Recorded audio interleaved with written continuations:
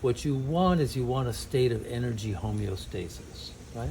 So a good way to think about it is, the Earth has a negative charge, slight negative charge. The atmosphere has a slight positive charge, and we're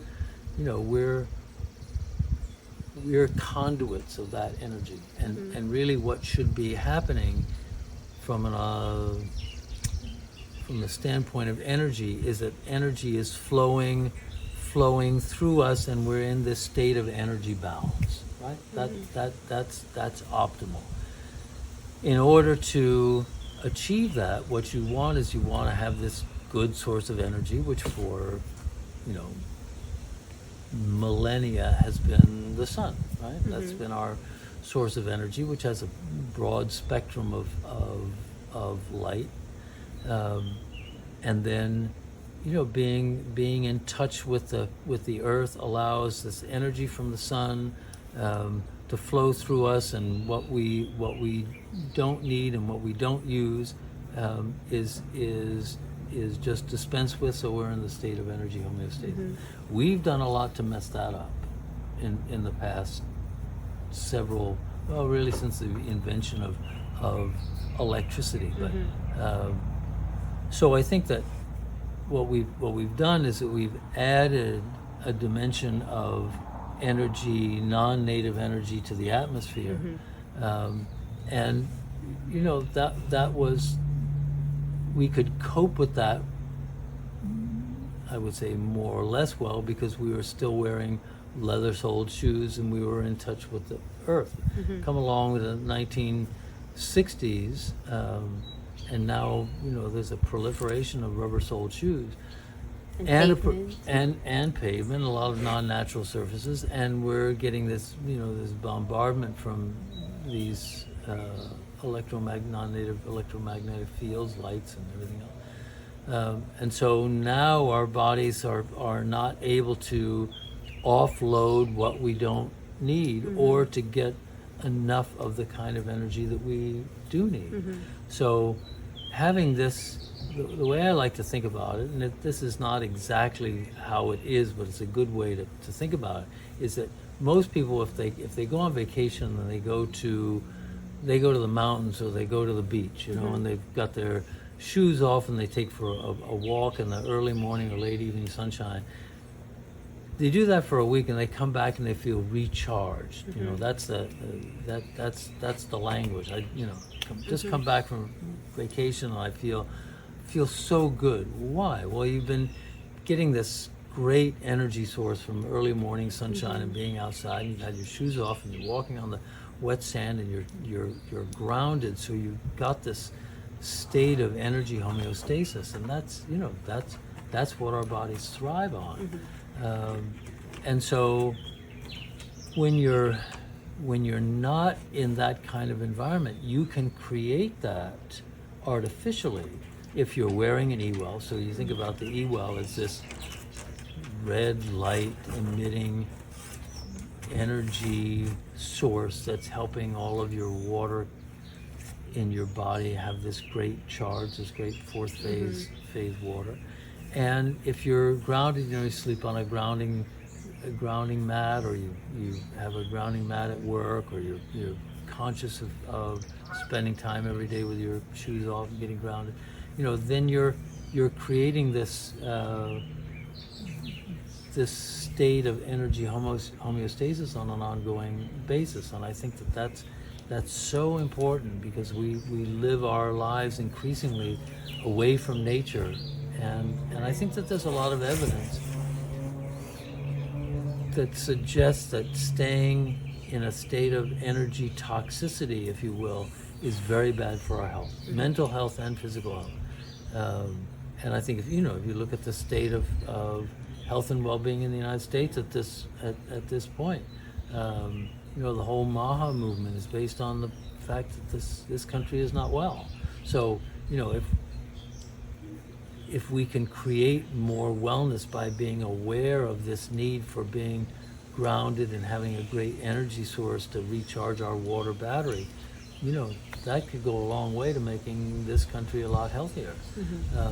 And what's so interesting about the the horses is that we've taken the horses from this very natural environment that they've lived in for millennia, and we've put them in very non-natural environments as well. And horses are being ridden in competitions or spending weeks on end in these highly charged competitive environments where every rider's got a cell phone, and there's all kinds of non-native blue light and EMF all around them, and horses are suffering from that, and we know that because of the amount of gut issues that horses are having in particular, which mirrors the kind of gut issues people are having.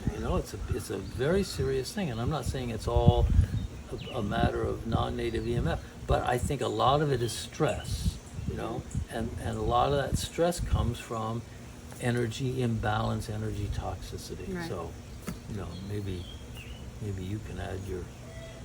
Well, I had a question on the grounding. So when we have the eWell and we're not grounded, that's helping change some of this, some of the charge throughout our bodies. But when we're grounded, it's a way to maybe release some of the built up charge that we're getting through non-native sources. Or I think you're right on it. So you can think of the eWell as this way.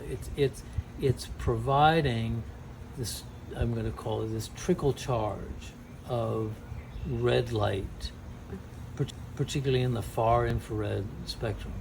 So that's constantly, think about having your phone. It's always using energy, and so every once in a while you have to charge it. Well, this is what's charging your water battery, right? Mm-hmm. And because of the shungite in there, it's blocking a lot of the non-native EMF. So you're blocking out a lot of the energy that would be toxic. But when you're grounded, you can think of this grounding as having this now energy flow that's just going through you, and your body has a couple of systems that, without us thinking about it, know what the body needs. So, right. For example, you're always breathing, right? Well, we're not necessarily conscious of it, but our body takes in the oxygen it needs and gets rid of what it doesn't need. Right. We don't think about it. We're more deliberate about our food, but we're not telling our body what to process. Right. It's doing it itself.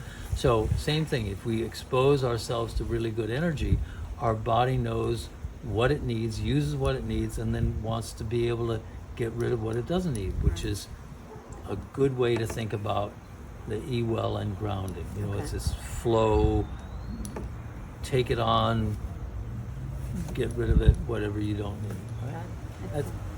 I don't think that's technically exactly how it happens, but it's an easy way to think about it. Right. And I think that's a lot of what's happening when you're walking on the beach. Right. So.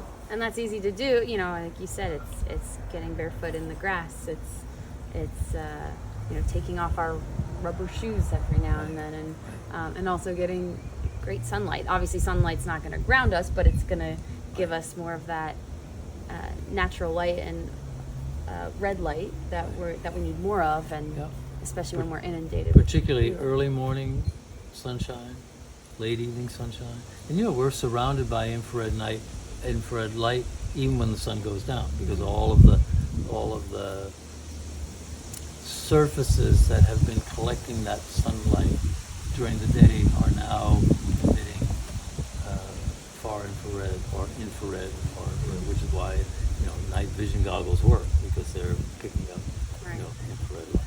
So I think that the idea of grounding, which is really brought into the forefront by this wonderful fellow by the name of Clint Ober, who developed the modem for the computer and was very sick for quite a long time. And then one day he just had this, because he's working on a modem, he's obviously, anybody who's working with electronics and electricity all day are very aware of the need for grounding.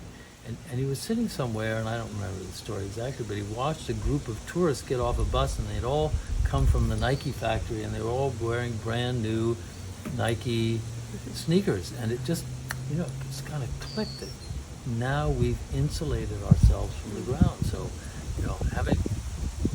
having an opportunity to get grounded is so important, and it's really catching on with athletes. And I think a lot of your fellow athletes know about this in particular, whether sleeping on grounding mats and grounding Right. sheets, and being much more aware of that whole idea of energy homeostasis. Right, and red light therapy for Mhm. recovery. So. Right.